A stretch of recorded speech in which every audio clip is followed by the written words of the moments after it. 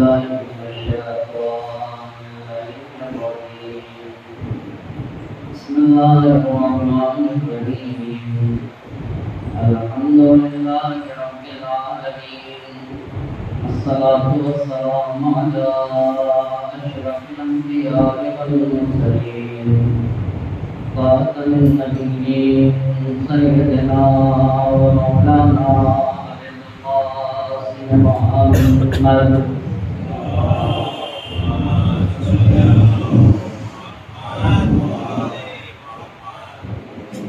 وعلى أهل بيته الطيبين الطاهرين المعصومين، ولعنة الله على أعدائهم أجمعين. أما بعد، فقد قال الله سبحانه تبارك وتعالى في كتابه الحكيم وقوله الحق. بسم الله الرحمن الرحيم. ولقد كرمنا بني آدم وحملناهم في البر والبحر ورزقناهم من الطيبات وفضلناهم على كثير ممن خلقنا تفضيلا.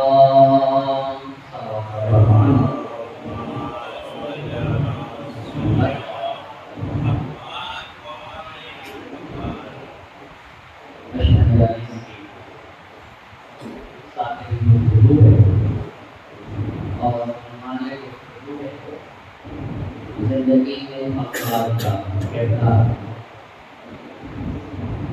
اس عنوان پہ گفتگو کرنے کے لیے قرآن مجید کی جس آیے مبارکہ کو سرنامے سخن قرار دیا، اس میں اللہ کا ارشاد ہو رہا وَلَقَدْ كَرَّمْنَا بَنِي آدَمَ، ہم نے اولاد آدم کے سر پہ تاج کرامت رکھا، ہم نے انسان کو محترم بنایا، وَحَمَلْنَاهُمْ فِي الْبَرِّ وَالْبَحْرِ، اور ہم نے انسان کو یہ صلاحیت دی ہے کہ وہ خشکی اور دریا کا سفر طے کر سکے، وَرَزَقْنَاهُمْ مِنَ الطَّيِّبَاتِ، اور ہم نے انسان کو پاک و پاکیزہ رزق دیا، وَفَضَّلْنَاهُمْ عَلَى كَثِيرٍ مِّمَّنْ خَلَقْنَا تَفْضِيلًا، اور ہم نے انسان کو اپنی ساری مخلوق سے افضل اور برتر بنایا۔ شب شہادت امام رضا علیہ السلام ہے، صلی اللہ محمد وآل محمد وعجل فرجہ۔ آپ تمام حضرات کے خدمت میں تسلیت اور تعزیت عرض کرتا ہوں۔ قرآن مجید کے اس آیہ مبارکہ کو مسلسل تلاوت کرنے کا شرف حاصل کر رہا ہوں۔ وہ آیہ مبارکہ عالم انسانیت کو خطاب کر کے کہہ رہی ہے، وہی انسان اللہ کے نزدیک صاحب کمال ہے، اور وہی انسان بلند و بالا ہے جس انسان کی روح پاک و پاکیزہ ہے، اور جو جتنا پاک و پاکیزہ ہوگا اتنا ہی اللہ کے نزدیک عظمتوں کا مالک۔ البتہ قرآن نے جگہ جگہ یہ کہا ہے وَقَلِيلٌ مِّنْ عِبَادِيَ الشَّكُورُ، میرے بہت کم بندے ہیں جو صاحب کمال ہیں، جو روحی اعتبار سے، جو اخلاقی اعتبار سے کمال کے درجے پر فائز ہوں، وہ میرے بہت کم بندے ہیں۔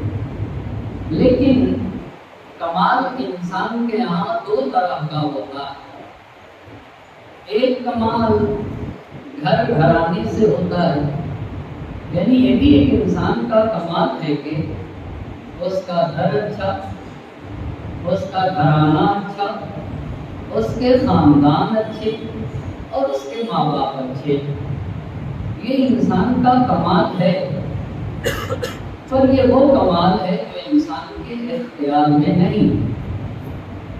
لیکن انسان کا ایک دوسرا بھی کمال ہے، وہ انسان کی روح سے مربوط ہے، جسے انسان اپنی زندگی میں حاصل کرتا ہے، جیسے علم ہے، جیسے تقویٰ ہے، جیسے پرہیزگاری ہے، یا دیگر کمالات جسے انسان خود حاصل کرتا ہے، انہیں کہتے ہیں روحی کمالات۔ لیکن زمانے میں بہت کم لوگ ایسے ہیں جن کے یہاں دونوں کمالات پایا جائے، گھر گھرانہ بھی اچھا ہو اور کردار کے بھی اچھے، اور اہل بیت کا گھرانہ وہ ہے جہاں یہ دونوں کمال اپنے آخری منزل پہ نظر آتے ہیں۔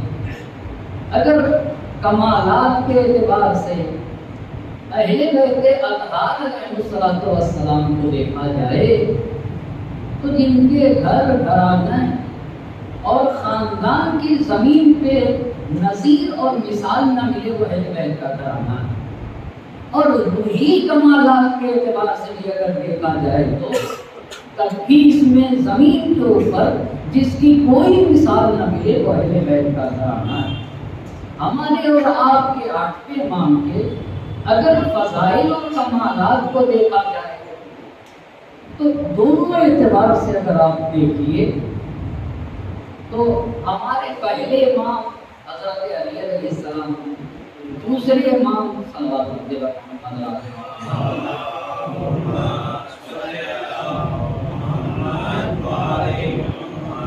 پہلے امام، دوسرے امام، تیسرے امام۔ لیکن تیسرے امام کے بعد سے چوتھے امام سے لے کر 12ویں امام تک یہ سارے امام حسین علیہ السلام کی اولاد ہیں۔ آپ دیکھیں دوسرے امام اور تیسرے امام حضرت علی علیہ السلام کی اولاد ہے، چوتھے امام حسین علیہ السلام کی اولاد ہے، چوتھے امام سے لے کر 12ویں امام تک یہ سب کے سب اولاد ہیں امام حسین علیہ السلام کے۔ اچھا، جب یہاں تک اتنی بات ہے کہ امام حسین علیہ السلام کی اولاد ہیں، حقیقت میں امام حسن اور امام حسین علیہ السلام یہ رسول خدا کے بیٹے، اور اس کے اوپر قرآن کی سب سے عظیم دلیل وہ یہ دلیل ہے جہاں دبرائے مباہدہ نے قرآن میں کہا قُلْ تَعَالَوْا نَدْعُ أَبْنَاءَكُمْ وَأَبْنَاءَنَا وَنِسَاءَكُمْ وَنِسَاءَنَا وَأَنفُسَكُمْ وَأَنفُسَنَا ثُمَّ نَبْتَهِلْ۔ تم اپنے بچوں کو لے آؤ، ہم اپنے بچوں کو لے آتے ہیں، تم اپنی عورتوں کو لے آؤ، ہم اپنی عورتوں کو لے آتے ہیں، تم اپنے نفسوں کو لے کر آؤ اور ہم اپنے نفسوں کو لے کر آتے ہیں۔ تو میدان مباہلہ میں بیٹوں کی جگہ نبی کسے لے کر گئے تھے؟ امام حسن اور امام حسین علیہ السلام کو لے کر گئے تھے۔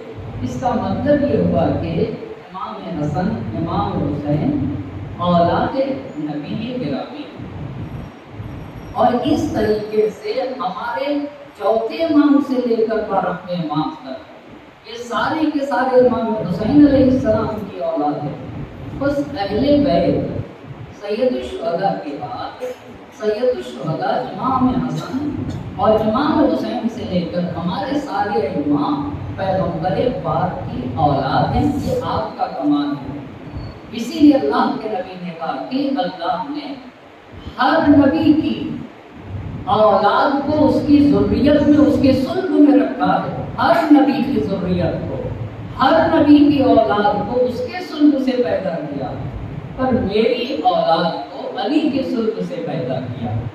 یہ پہلا کمال ہے، یہ بڑا عظیم کمال ہے کہ اولاد پیغمبر گرامی، یہ ذریہ پیغمبر گرامی ہے۔ بس یہ ایک کمال ہے۔ اس کمال میں بھی اگر اہل بیت کو دیکھا جائے تو اس کی کوئی نظیر نہیں۔ لیکن روحی کمالات کی بنیاد کے اوپر جو آپ کی خدمت میں میں عرض کر رہا ہوں، جس کی بنیاد کے اوپر آیت کہتی ہے کہ اگر انسان روحی کمالات کے اعتبار سے اپنے کو صاحب فضیلت بنے تو ایسے لوگوں کا قرآن قصیدہ پڑھتا ہے۔ فتبارک اللہ احسن الخالقین، وہ خدا کتنا عظیم ہے جس نے عظیم مخلوق پیدا کی، جس نے عظیم مخلوق پیدا کی ہے۔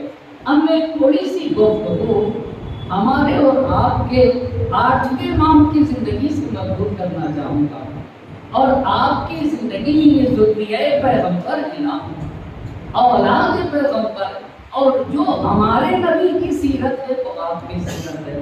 نبی گرامی کی سیرت کیا ہے، ائمہ اطہار کی سیرت کیا ہے، اور ہمارے 8ویں امام کی سیرت کیا ہے۔ لیکن سب سے پہلے تو خلاصہ عرض کرنا چاہوں گا، مختصر سا تعارف پیش کرنا چاہوں گا۔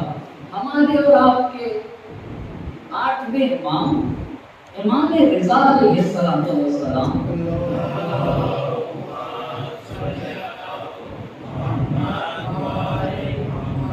148 ہجری میں پیدا ہوئے، 148 میں ہمارے 8ویں امام پیدا ہوئے، اور ہمارے 7ویں امام کی شہادت ہے 183 ہجری 183 میں۔ معصوم القلب سلام اللہ علیہ کی ولادت ہے 173 ہجری۔ ایک بات میں ذرا سا توجہ کریے گا، 8ویں امام پیدا ہوتے ہیں 148 ہجری میں، 148 ہجری میں ہمارے 8ویں امام کی ولادت ہے، اور 8ویں امام کی شہادت ہے 203 ہجری۔ ولادت کب ہے؟ ولادت کب ہے؟ 148 ہجری، اور شہادت کب ہے؟ 203 ہجری۔ کتنے سال عمر ہوگی؟ کتنے سال عمر ہوگی؟ 55 سال ہوگی۔ 55 برس کی مکمل عمر ہے۔ 148 میں پیدا ہوتے ہیں، اور 203 ہجری میں 8ویں امام کی شہادت ہوتی ہے۔ 7ویں امام آپ کے والد ہیں۔ 7ویں امام کی شہادت کب ہوتی ہے؟ 7ویں امام کی شہادت کب ہے؟ 7ویں امام کی شہادت 183 ہجری 183 کہتے میں ہمارے اور آپ کے 7ویں امام 183 ہجری میں شہید ہوتے ہیں۔ 183 ہجری میں شہید ہوتے تو امامت کی ذمہ داری 8ویں امام کے کاندھوں پہ آ جاتی ہے۔ اس کا مطلب یہ ہے کہ امامت کی ذمہ داری 8ویں امام کے کاندھوں پہ 183 ہجری میں آتی ہے۔ 183 ہجری کا وہ زمانہ ہے جب ہارون الرشید تخت خلافت پہ تھا۔ ہارون الرشید 183 سے 193 ہجری تک ہے، یعنی 193 ہجری میں ہارون الرشید واصل جہنم ہوتا ہے۔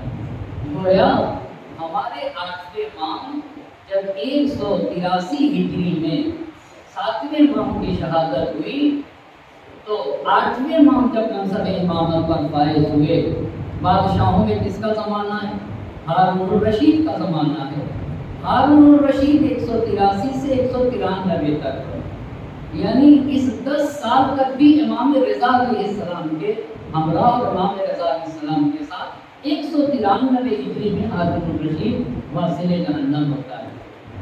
ہارون الرشید کے بعد امین آتا ہے، اور امین کا زمانہ یہ ہوتا ہے کہ 193 سے 198 تک امین رہتا ہے، اور امین کے مر جانے کے بعد امین کی جگہ اس کا بھائی مأمون آتا ہے۔ مأمون 198 سے 218 ہجری تک آتا ہے۔ اور اتنی بات اگر آپ ذہن میں رکھیں گے تو میں آگے کی بات کو عرض کر سکوں گا۔ امام رضا علیہ السلام مدینے کے رہنے والے تھے۔ ایک مرتبہ صلوات پڑھیے بر محمد علیہ محمد،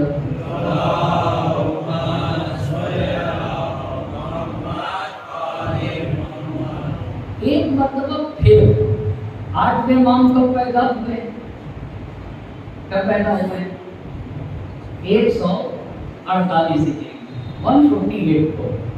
شہید کب ہوئے 8ویں امام؟ 203 ہجری۔ عمر کتنی ہے؟ 55 سال۔ 7ویں امام کی شہادت کب ہے؟ 183 183۔ 7ویں امام کی شہادت 183۔ 7ویں امام کی شہادت کے بعد منصب امامت میں کون فائز ہوتا ہے؟ 8ویں امام۔ 8ویں امام جب منصب امامت پر فائز ہوئے تو ہارون الرشید تخت خلافت پہ تھا۔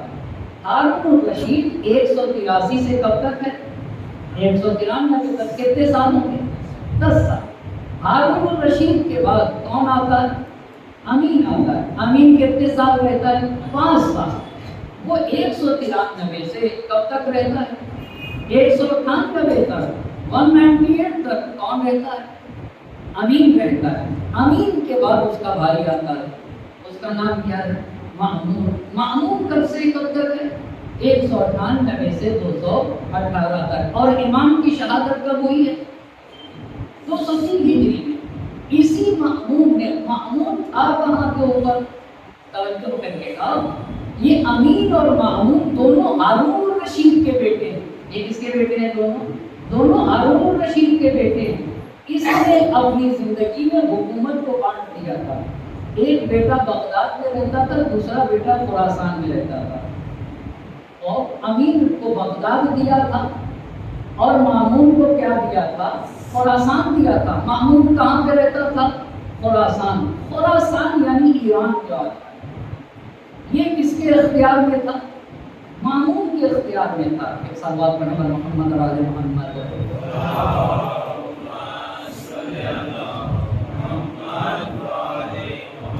اور بغداد کس کے اختیار میں تھا؟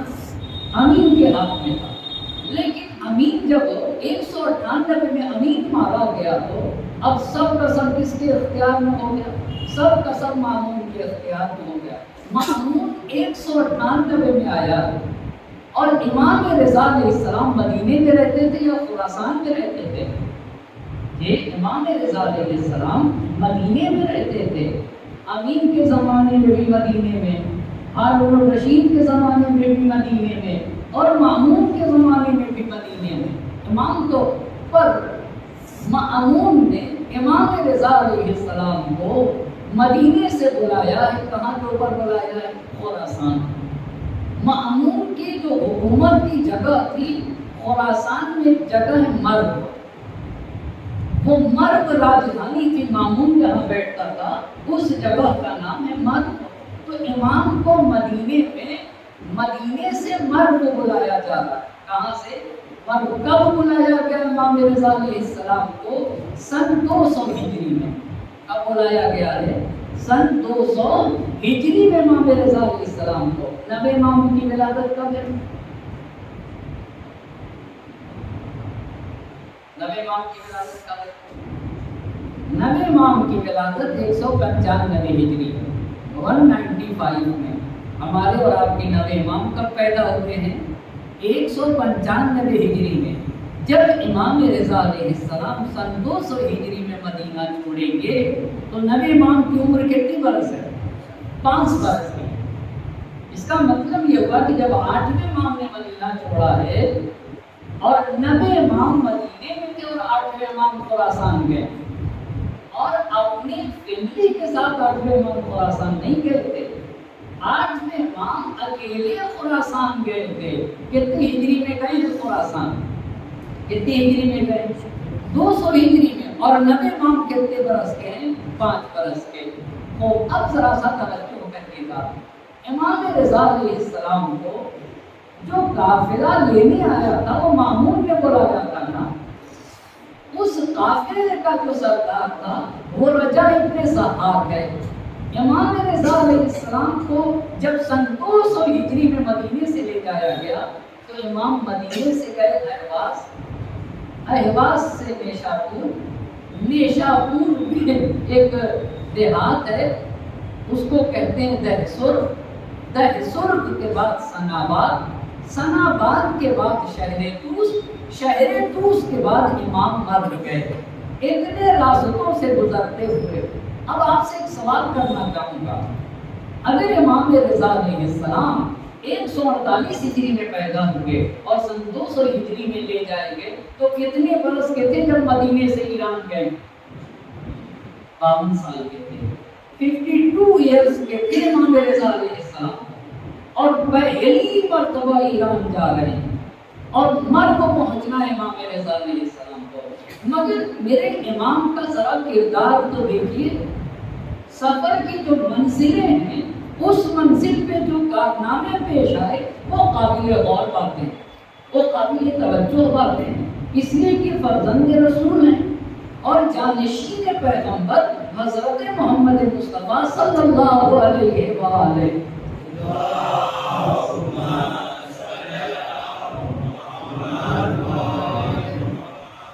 اسی لیے قرآن جب اپنے حبیب کا تعارف پیش کرتا ہے, قرآن جب اپنے نبی کے بارے میں گفتگو کرتا ہے تو قرآن ایسے کہتا ہے فَبِمَا رَحْمَةٍ مِّنَ اللَّهِ لِنْتَ لَهُمْ فَبِمَا رَحْمَةٍ مِّنَ اللَّهِ لِنْتَ لَهُمْ.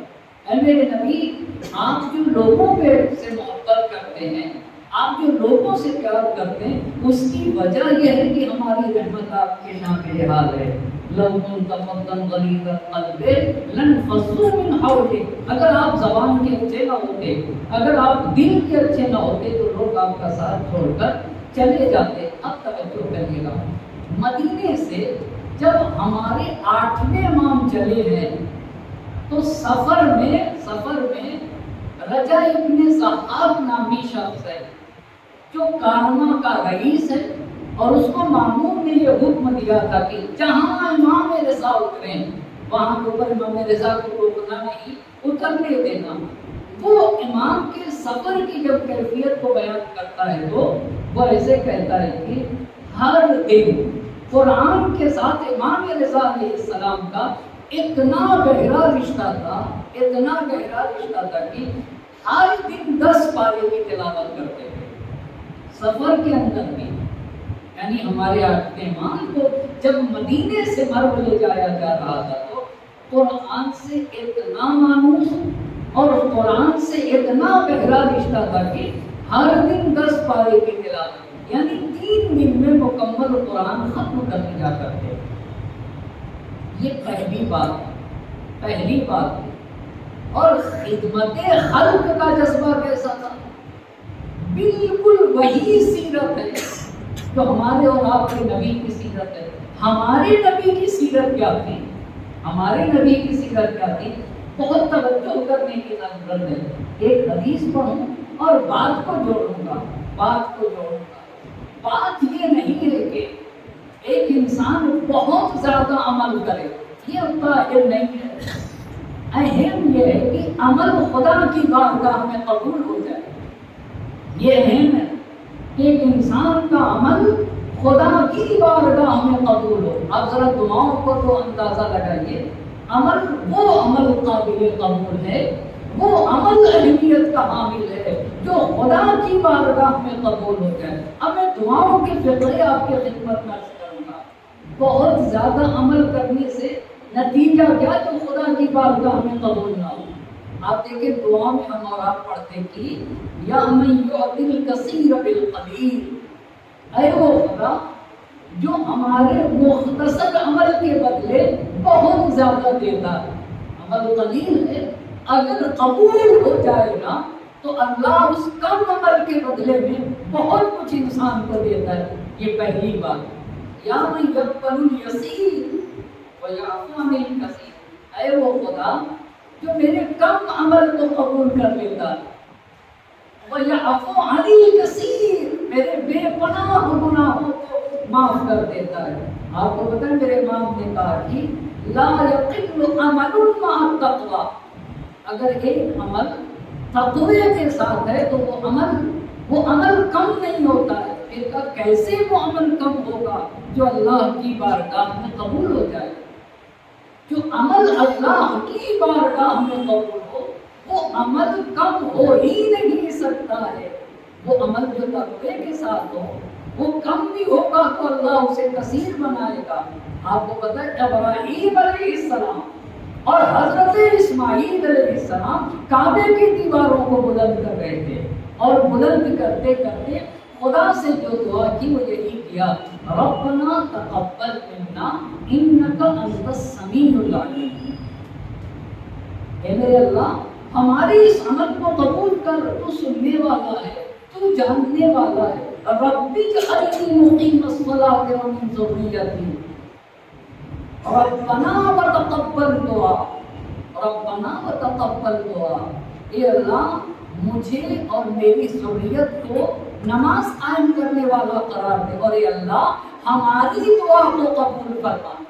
انبیاء بھی جو اتنے اخلاص کے ساتھ، جن کے ایمان کا اندازہ نہیں لگایا جا سکتا، وہ بھی اگر دعا کرتے تو یہ کہتے ہیں اللہ ہمارے عمل کو قبول فرما۔ اس کا مطلب کیا ہوتا ہے؟ اس کا مطلب یہ ہوتا ہے کہ عمل وہی ہے جو بارگاہ خدا میں قبول ہو جائے۔ تو ائمہ اطہار کی سیرت وہی سیرت ہے جو نبی پاک حضرت محمد مصطفیٰ صلی اللہ علیہ وآلہ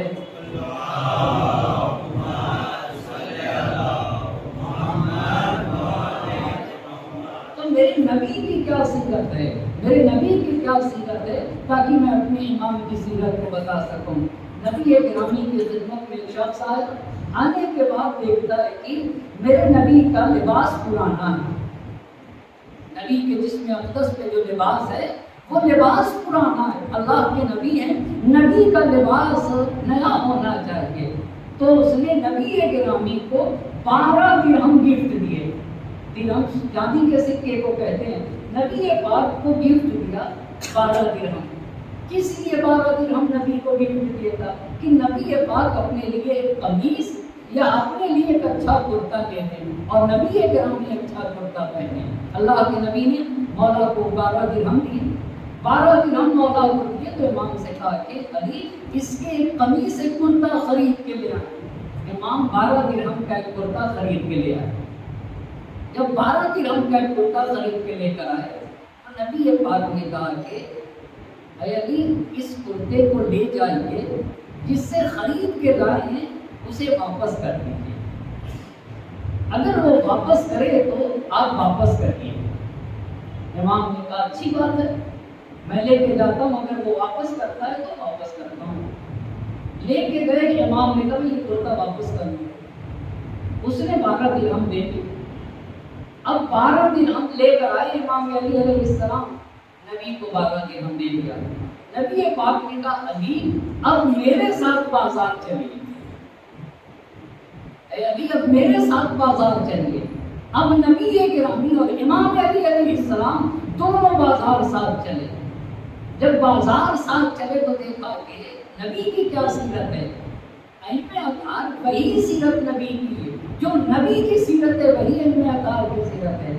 دیکھا راستے میں ایک کنیز راستے میں بیٹھی رو رہی ہے، تو نبی پاک نے پوچھا کہ تمہارے رونے کا کیا سبب ہے، تمہارے رونے کا کیا سبب ہے؟ کہا میرے مولا نے مجھے 4 درہم دے کر بھیجا تھا اور وہ 4 درہم مجھ سے کھو گیا، میں سوچ رہی ہوں کہ میں کیسے واپس جاؤں گی۔ نبی نے اس 12 درہم سے 4 درہم دے دیے۔ ابھی بچے کتنے نبی کے پاس؟ کتنے بچ گئے؟ 8 بچ گئے نا، 8 درہم بچے۔ نبی پاک بازار گئے، 4 درہم کا ایک کرتا خریدا، اور کرتا خرید کے واپس ہو رہے تھے کہ راستے میں ایک انسان بیٹھا ہوا جس کے بدن کے لباس نہیں تھا، کہہ رہا تھا من کسانی لباسن کساہ اللہ من ثیاب الجنہ، اگر کوئی مجھے لباس پہنائے گا تو اللہ اسے جنت کا لباس عطا کرے گا۔ اس طریقے سے وہ دعا کر رہا تھا، نبی نے اپنا کرتا اٹھا کے اسے دے دیا، لو تم یہ پہن لو۔ بس 4 درہم تو کنیز کو دیا، 4 درہم کا کرتا اس مانگنے والے انسان کو دیا۔ ابھی کتنا بچا ہے نبی کے پاس؟ ابھی 4 درہم بچے ہیں اللہ کے نبی کے پاس۔ پھر بازار گئے، 4 درہم کا کرتا خرید کے پھر واپس ہو رہے تھے،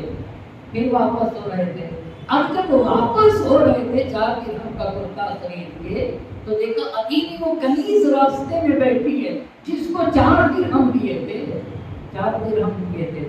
نبی نے پوچھا کہ تم اپنے گھر کیوں نہیں گئی، تم ابھی بھی کیوں گھر یہاں دروازے پہ بازار میں راستے پہ ابھی بھی کیوں بیٹھی، تم اپنے گھر کیوں نہیں گئی؟ اس نے کہا مجھے گھر سے نکلے ہوئے دیر ہو گئی ہے اور مجھے اپنے مالک سے ڈر ہے کہ میں جاؤں تو میرا مالک ناراض ہوگا۔ نبی نے پاک نے کہا میں تمہارے ساتھ چلتا ہوں، میں تمہارے ساتھ چلتا ہوں۔ اللہ کے نبی اس کے ساتھ ساتھ گئے، اور جانے کے بعد جب اس کے دروازے پر پہنچے تو کہا السلام علیکم یا اہل الدار، اے گھر کے رہنے والوں تم سب پہ نبی کا سلام ہو۔ تو گھر سے کوئی آواز نہ آئی، پہلی مرتبہ سلام کیا، دوسری مرتبہ سلام کیا، اب تیسری مرتبہ سلام کیا تو آواز آئی علیک السلام یا رسول اللہ ورحمۃ اللہ وبرکاتہ، اے اللہ کے نبی آپ پر ہمارا درود و سلام ہے۔ نبی نے پوچھا پہلی مرتبہ اور دوسری مرتبہ کیوں نہیں جواب دیا؟ کہا اللہ کے نبی ہم یہ چاہ رہے تھے کہ آپ کی آواز زیادہ سے زیادہ سن لیں، آپ کی آواز کو ہم سننا چاہتے تھے۔ نبی پاک نے کہا دیکھو تمہاری کنیز دیر سے پہنچ رہی ہے، پر دیر سے پہنچنے کے بعد اپنی کنیز کی سرزنش اور ملامت نہ کرنا۔ تو ان لوگوں نے کہا یا رسول اللہ اے حرۃ الممشاد، کیونکہ آپ ہمارے دروازے کے اوپر تشریف لے آئے لہذا آپ کے آنے کی وجہ سے ہم اپنی کنیز کو آزاد کرتے ہیں۔ تو نبی پاک نے فخر کرتے ہوئے کہا کہ یہ 12 درہم کتنے بابرکت درہم تھے، جس نے 2 بے لباس کو لباس پہنایا، 2 لوگوں کو لباس دیا اور ایک کو غلامی سے نجات دے دیا۔ یہ میرے نبی کی سیرت ہے۔ 8ویں امام رضا علیہ الصلوۃ والسلام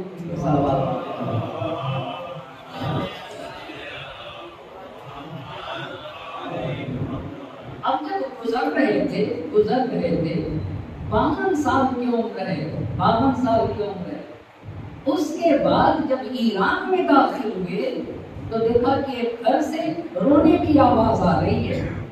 تو امام نے کہا کہ مجھے اس دروازے کے پاس لے جایا جائے۔ جب دروازے کے پاس پہنچے تو دیکھا کہ ایک جنازہ نکل رہا ہے۔ امام نے کہا کہ اس جنازے کو رکھا جائے۔ رکھنے کے بعد کفن پہنا ہوا جنازہ امام نے اپنا ہاتھ اس کے کفن کے نیچے کیا، اپنا ہاتھ اس کے سینے کے پاس لے گئے اور پھر اپنا چہرہ اس کے چہرے کے قریب لے جا کر کہا یا فلان اپنا فلاں، اس کا بھی نام لیا، اس کے والد کا بھی نام لیا اور لینے کے بعد کہا ابشر بالجنہ لا خوف علیک بعد ذلک، تمہیں جنت مبارک ہو، اس کے بعد ڈرنے کی ضرورت نہیں۔ اخلاق امام رضا علیہ السلام دیکھیں، کہا تمہیں جنت مبارک ہو، اس کے بعد تمہیں ڈرنے کی ضرورت نہیں۔ تو اس میں سے ایک نے پوچھا آقا آپ مدینہ کے رہنے والے، آپ اس کا بھی نام لے رہے ہیں اور آپ اس کے والد کا بھی نام لے رہے ہیں۔ تو امام نے ایک جملہ کہا ہمارے جتنے چاہنے والے ہم سب کو جانتے ہیں، کہا ہمارے جتنے چاہنے والے ہیں ہم سب کو جانتے ہیں، ہم سب کو جانتے ہیں، ان کے نام اعمال ہماری خدمت میں پیش کیے جاتے ہیں۔ یہ اخلاق امام رؤوف ہے کہ ان کے نام اعمال ہماری خدمت میں پیش کیے جاتے ہیں۔ ہم اچھائی کریں تو ہمارے امام خدا کی بارگاہ میں شکر ادا کریں، اور اگر ہماری کمیاں رہتی ہیں تو اللہ سے طلب مغفرت کرتے ہیں۔ یہ غریب انسان کرے گا، یہ غریب انسان کرتا ہے۔ امام نے کہا کہ ہم اپنے تمام شیعوں کو جانتے ہیں، جب اس کے نام اعمال ہماری خدمت میں پیش کیے جاتے ہیں، اس کی اچھائیاں دیکھتے تو ہم اللہ سے اس کے حق میں دعائیں خیر کرتے ہیں، اور جب کمیاں دیکھتے تو طلب مغفرت کرتے ہیں۔ اسی لیے تہران میں شاہ عبد العظیم حسنی کا روضہ ہے، جن کی زیارت کے لیے یہ لکھا ہوا ہے کہ یا من زیارتہ ثواب زیارت سید الشہداء۔ شاہ عبد العظیم حسنی کی زیارت کے لیے لکھا ہے کہ اگر کوئی شاہ عبد العظیم حسنی کی زیارت میں جاتا ہے تو اس کا ثواب سید الشہداء کی زیارت کا ثواب ہے۔ شاہ عبد العظیم حسنی کو امام نے خط لکھا 8ویں ماہ میں، اور اس خط میں سارے شیعوں کو پیغام لکھا۔ وہ پیغام بہت اہم ہے۔ امام نے شاہ عبد العظیم حسنی کو خطاب کر کے کہا کہ شاہ عبد العظیم حسنی ہمارے شیعوں کو ہمارا پیغام پہنچا دے اور ہمارا سلام پہنچاؤ، ہمارے شیعوں کو، ہمارے جتنے چاہنے والے ہیں سب تک ہمارا سلام پہنچاؤ۔ یہ پہلی بات۔ اور دوسری بات اس خط میں 8ویں ماہ میں یہ لکھی جو شیعوں کے نام کا دیکھو شیطانی وسوسوں میں نہ پڑا کریں۔ ہمارے شیعوں سے یہ کہنا کہ یہ تو شیطانی فکریں ہیں نا، بہکانے والے لوگ تمہیں بہت زیادہ ہیں۔ ان کے بہکانے میں، شیطانوں کے بہکانے میں نہ آیا کریں۔ ہمارا سلام پہنچاؤ، شیطانی فکروں میں نہ پڑو۔ اس کے بعد امام نے تیسری بات کہی کہ سچ بولتے رہو، سچ بولتے رہو، یہ ہمارے شیعوں کو پہنچانا۔ چوتھی بات امام نے کہی کہ امانت دار بن کے جی۔ پانچویں بات امام نے یہ کہی کہ ایک دوسروں کے گھر آتے جاتے رہنا۔ آپ کو پتا ہے یہ بہت عظیم چیز ہے، یہ بہت عظیم شے ہے۔ کہا کہ یہ حدیث ہے نا کہ اے لوگو، اے لوگ، امام نے کہا ہے، امام کا اعزاز عشق، دیکھو ایسے جیو خالق الناس مخالطتاً، ایسے جیو کہ اذا عشتم حرم علیکم، جب تک زندہ رہو لوگ تم سے ملنے کی تمنا کرتے رہے، اور جب مر جاؤ تو تم پر آنسو بہائے۔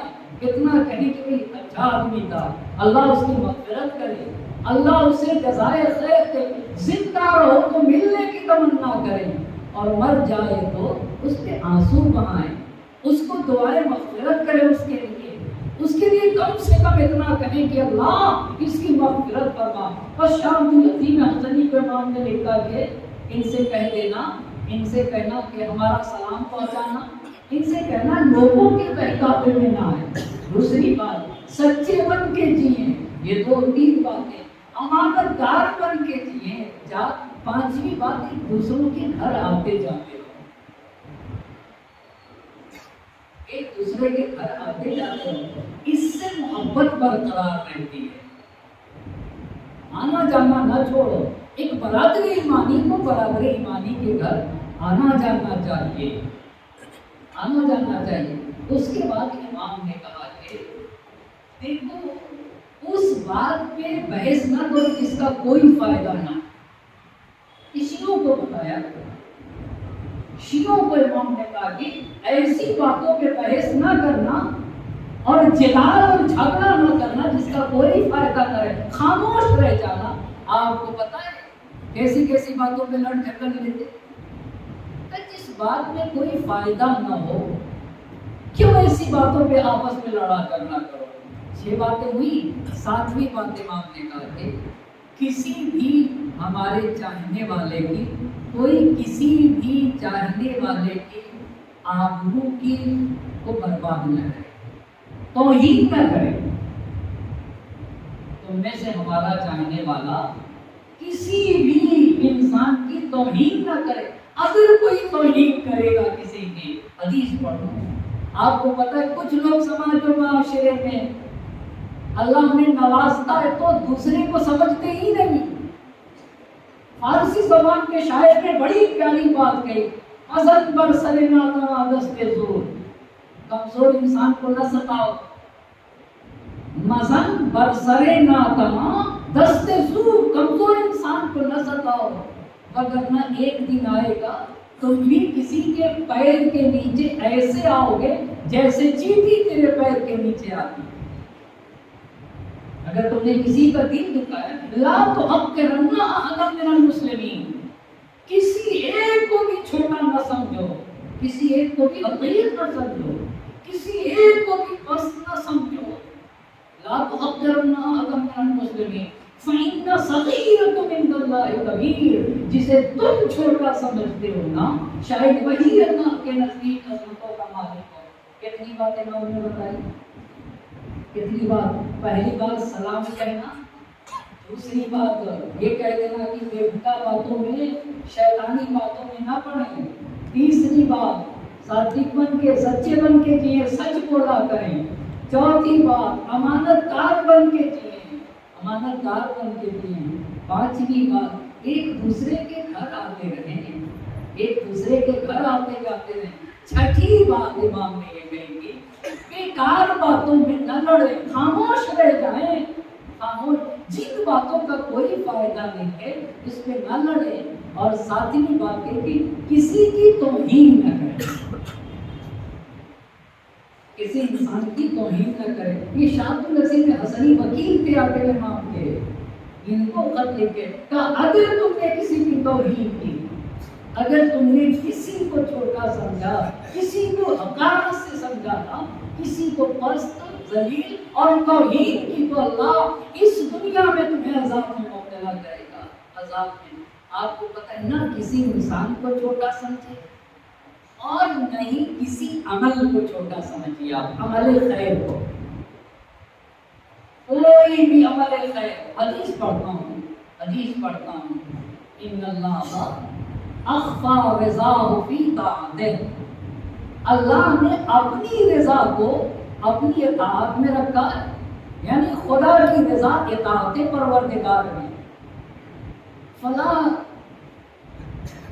تسخرن شیئا من طاعتہ، حدیث کہتی کہ اللہ کی اطاعت میں سے کسی چیز کو بھی چھوٹا نہ سمجھو، نہ کسی عمل کو چھوٹا سمجھو، اور نہ ہی کسی بندے کی توہین کرو اور کسی بندے کو چھوٹا سمجھو۔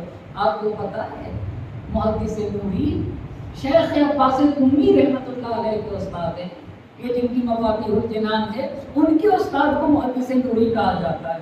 محدث نوری رحمۃ اللہ علیہ کے کتاب دارالسلام، اس دارالسلام میں بہت توجہ کریے گا، اس دارالسلام میں آپ کو پتا ہے یہ چھوٹی سی توہین انسان کے ہلاکت کا سبب بنے گا، اور جسے ایک انسان حتیٰ روایت یہ کہتی ہے کہ لا تصغرن من المعروف حتى ان تلقاك اخاك ووجهك مسرور ووجهك مبسوط الیہ، حتیٰ اگر کسی کے ساتھ مسکراتے ہو بھی، اپنے بھائی کے ساتھ مسکراتے ہو تو اس مسکرانے کو بھی چھوٹی عبادت نہ سمجھو، اور کسی کی توہین کرنے کو بھی چھوٹا گناہ نہ سمجھو، مسکرانے کو چھوٹی عبادت نہ سمجھو، توہین کرنے کو چھوٹا گناہ نہ سمجھو۔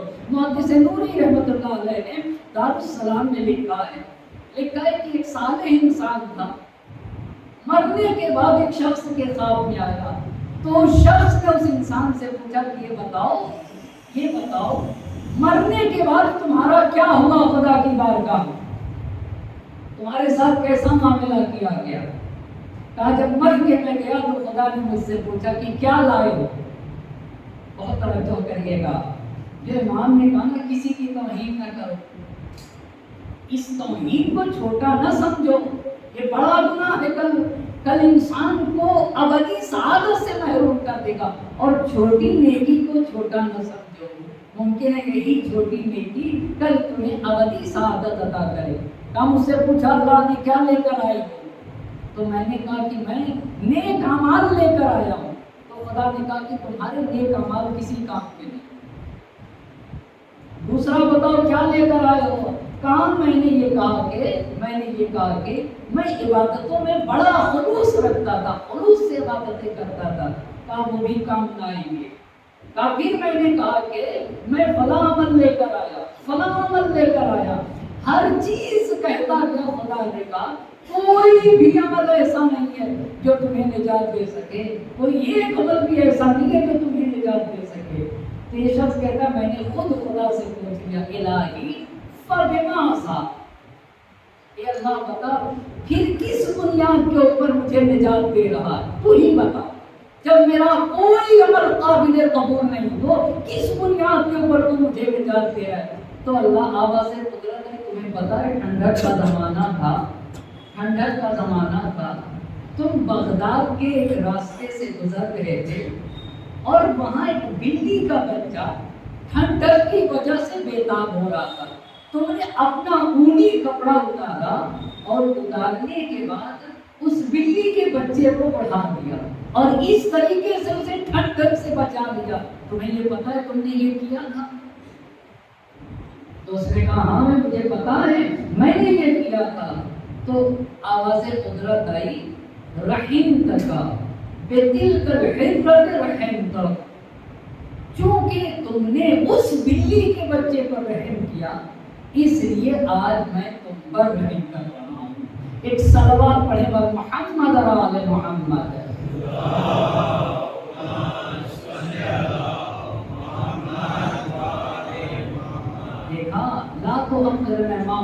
کسی ایک کو حقیر نہ سمجھو. ایک جانور کے ساتھ اگر انسان رحم کرتا ہے تو وہ یہ عمل کل اسے انسان کو نجات دے گا، ابدی سعادت عطا فرمائے گا، ابدی سعادت. میرا سلام کہنا، شیطانی وسوسوں میں گرفتار نہ ہو، سچ بولیں، امانت دار بن کے جئیں اور ایک دوسرے کے گھر آتے جاتے رہیں، کسی کی توہین نہ کریں اور کسی بھی انسان کو چھوٹا نہ سمجھے اور ایسی باتوں پہ اختلاف نہ کریں جس میں کوئی فائدہ نہیں. یہ میرے امام کا پیغام ہے. سن 200 ہجری میں مدینہ چھوڑا، 9 امام گھر کے اوپر احواز میں پہنچے. جب احواز میں گرمی بہت ہوتی ہے، جب 8ویں امام احواز میں پہنچے تو ابو ہاشم جعفری 10ویں امام کی اولاد میں، وہ کہتے میں احواز گیا، میں اپنے امام سے ملا نہیں تھا، میں ملاقات کرنے کے لیے شہر احواز گیا. اب جب احواز میں پہنچا تو آقا کی زیارت کی، امام کی زیارت کی تو دیکھا کہ گرمی کی وجہ سے امام کی طبیعت صحیح نہیں، حالت ناساز ہے. تو ابو ہاشم جعفری نے امام سے پوچھا کہ آقا میں آپ کے لیے کچھ کر سکتا ہوں؟ تو امام نے کہا کہ اگر کوئی حکیم ہو یہاں پہ طبیب تو اسے بلا کے لے آؤ. آپ غور کریے گا، طبیب بلا کے تو لا رہے ہیں امام، پر دوا بھی وہی بتا رہے، امام ہی بتا رہے طبیب کو بھی. طبیب جب آیا احواز میں تو امام نے کہا کہ ایک گھاس کا نام لیا، نام کہا وہ گھاس یہاں پہ ملے گی، جڑی بوٹی ایک خاص گھاس تھی. امام نے کہا وہ گھاس یہاں پہ ملے گی. تو جو ڈاکٹر تھا وہ کہتا ہے کہ میں نے تو زندگی میں کبھی یہ سنا ہی نہیں کہ اس میں بھی کوئی دوا ہے. دوسری چیز امام نے پوچھی کہ کیا گنا ملے گا، جس کو ایک اور اوک کہتے ہیں، کیا گنا ملے گا؟ اس نے کہا گنا تو اس گھاس سے زیادہ ملنا سخت ہے. تو ابو ہاشم جعفری کہتے ہیں کہ اسے امام معصوم کہا جاتا ہے. امام نے کہا کہ ابو ہاشم جعفری تم فلاں فلاں جگہ جاؤ، ایک پل آئے گا، پل کو کراس کرو گے، وہاں کے اوپر ایک بوڑھا انسان ملے گا، اس سے پوچھو تو وہ دونوں چیزیں تمہیں بتا دے گا. اور جب گیا تو ویسے ہی ہوا، ویسے ہوا اور وہ لے کر آیا اور وہ حیران کا حیران رہ گیا. کون؟ طبیب ہے کا حیران رہ گیا. اس عمل کے بعد جب یہ دیکھا کہ امام کے اس معجزے کی بنیاد پہ اب احواز میں لوگ جمع ہو جائیں گے تو امام احواز سے چلے. وہاں کے اوپر خود وہ چیز بتائی، گھاس کی بھی بتائی اور اس گنے کو بھی بتایا، اور ملی وہ چیز جو زمانے کا حکیم جس نے کہا تھا کہ یہ دونوں چیزیں ملنا سخت ہیں، پر امام نے کہا نہیں، موجود ہے. وہاں سے امام آئے نیشاپور. نیشاپور سے ہوتے ہوئے ایک جگہ ہے دہ سرخ. دہ سرخ ایک دیہات کا نام ہے. دہ سرخ میں ایک گھر تھا، وہاں کے اوپر امام گئے. اس گھر میں ایک خاتون تھی، اس کے دادا کا نام تھا پسندیدے. دادا کا نام کیا تھا؟ پسندیدے. کیوں کہتے تھے اس کے دادا کو؟ اس لیے کہ امام نے اس کا گھر پسند کیا تھا. امام نے اس کا گھر پسند کیا تھا کہ اس کے گھر گئے تو امام نے اس کے گھر میں بادام کا ایک درخت لگایا. اب بادام کا جو درخت لگا اس کے گھر میں امام کی برکت سے، تو اس بادام کے درخت میں جب بھی بادام لگتا تھا اطراف و جوانی اور اس بستی کے لوگ کسی بھی بیماری میں مبتلا ہوتے تھے تو اس بادام کو کھا لیتے تھے اور شفا یاب ہو جاتے تھے. یہ میرے امام کی برکت سے وہاں دہ سرخ میں لگا. اور پھر جب امام دہ سرخ سے چلے تو دوسرے دیہات میں قدم رکھا. اس دیہات کا نام تھا ثنا آباد.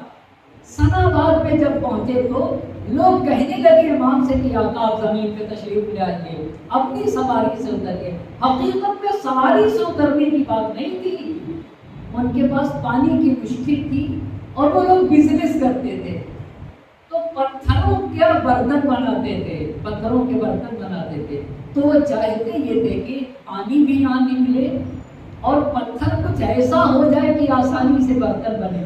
تو جب امام ثنا آباد میں اترے، نماز کا وقت تھا، لوگوں نے کہا آقا یہاں پانی کی قلت ہے یا پانی کم ہوتا ہے. تو امام نے ٹھوکر لگائی تو وہاں پانی کا چشمہ جاری ہوا.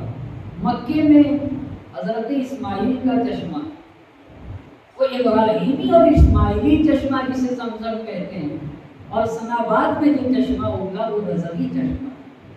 اتنا شیریں پانی، اتنا میٹھا پانی امام نے ٹھوکر لگایا، اور جس پتھر سے ٹیک لگایا تھا وہ پتھر نرم ہو گیا.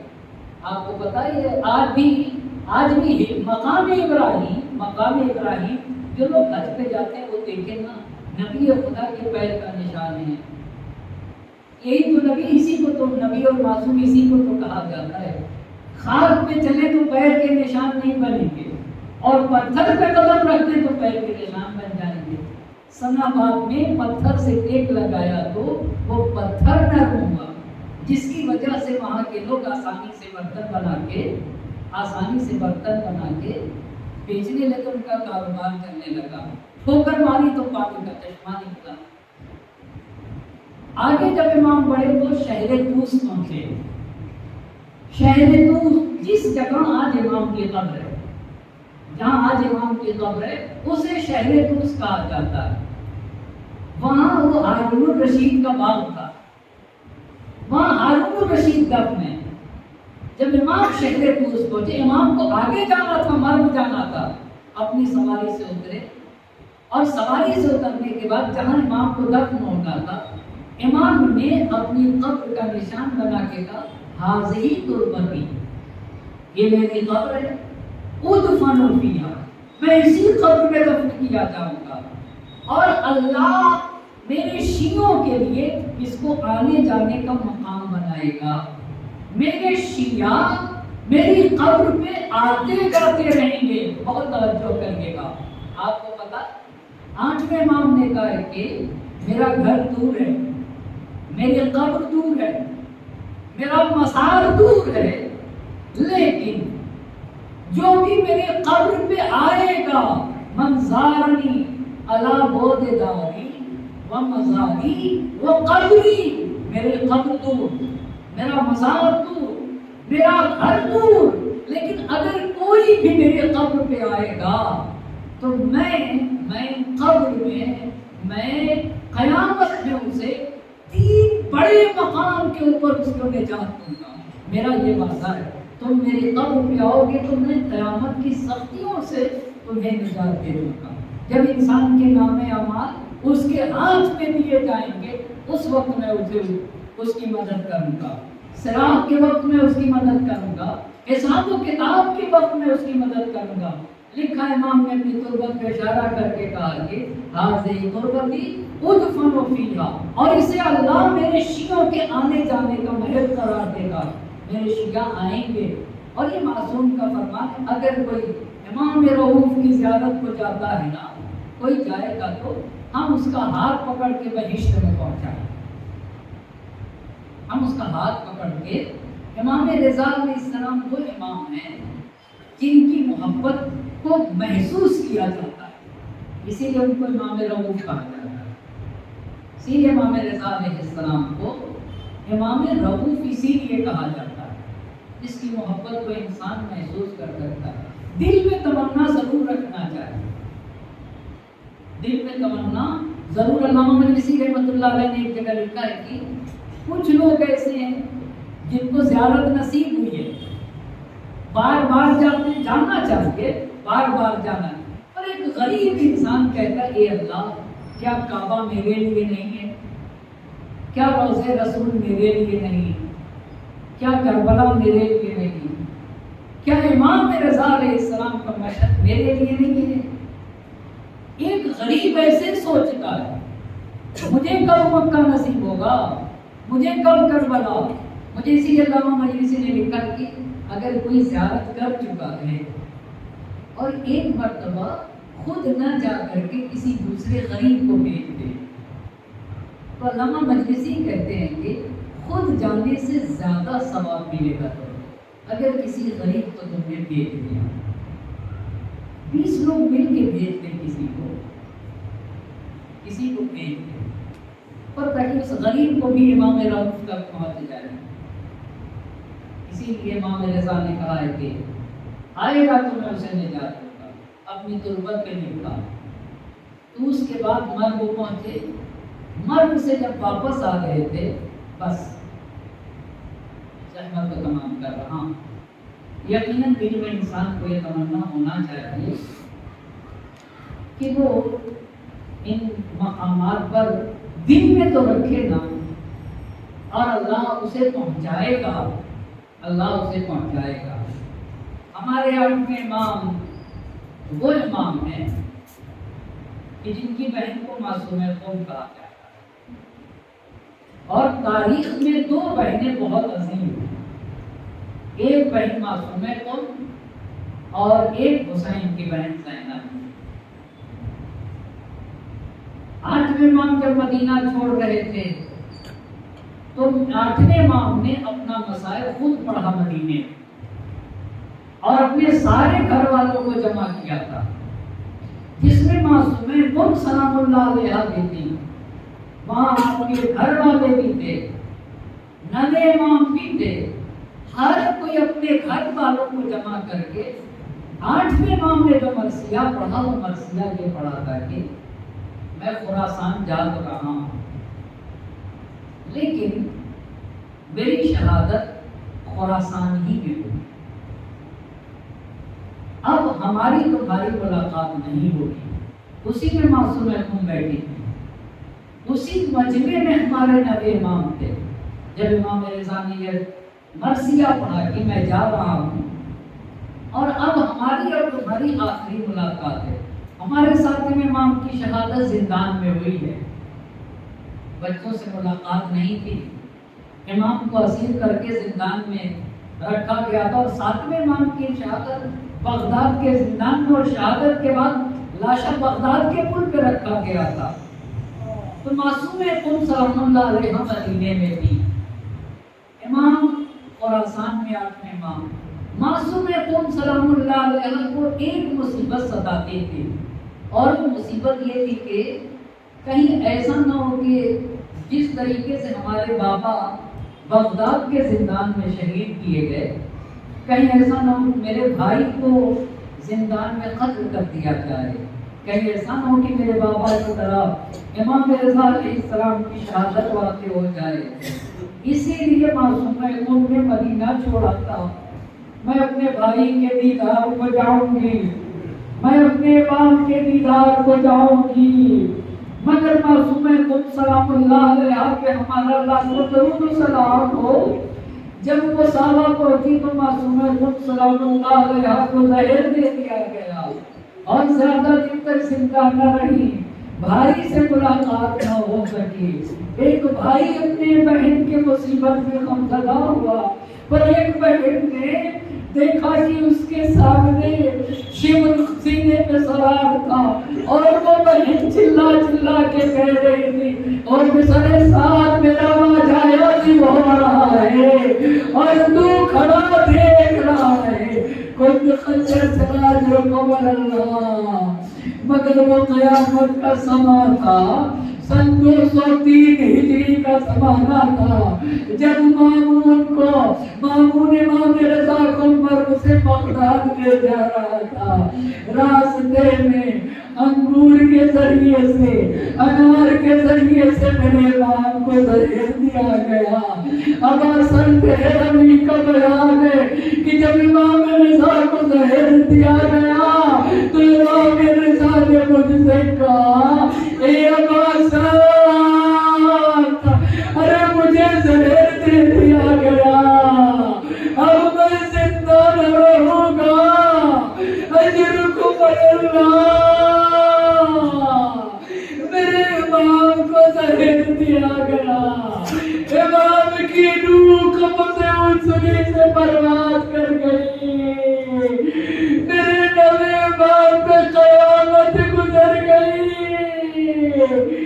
بڑی جات خراسان تشریف لے آئے، غسل و کفن کا اہتمام کیا، ہاں سادار و تابوت اٹھے گا امام رضا کا، نوے امام نے غسل و کفن کا اہتمام کیا، ہاں رات میں میرے آٹھویں امام کا جنازہ اٹھا، رات میں آٹھویں امام کو دفن کیا گیا، مگر میں آٹھویں باپ کی خدمت میں ہاتھوں کو جوڑ کے عرض کروں گا، اے میرے مولا، آپ کا جنازہ اٹھایا گیا، آپ کو مردے میں کیا گیا، مگر ہائے کربلا،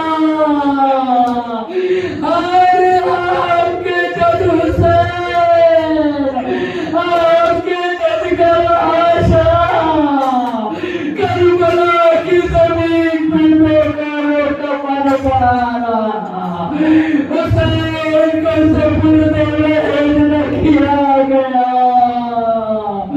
حسین میں نماز نہ پڑھی گئی، اے میرے آقا،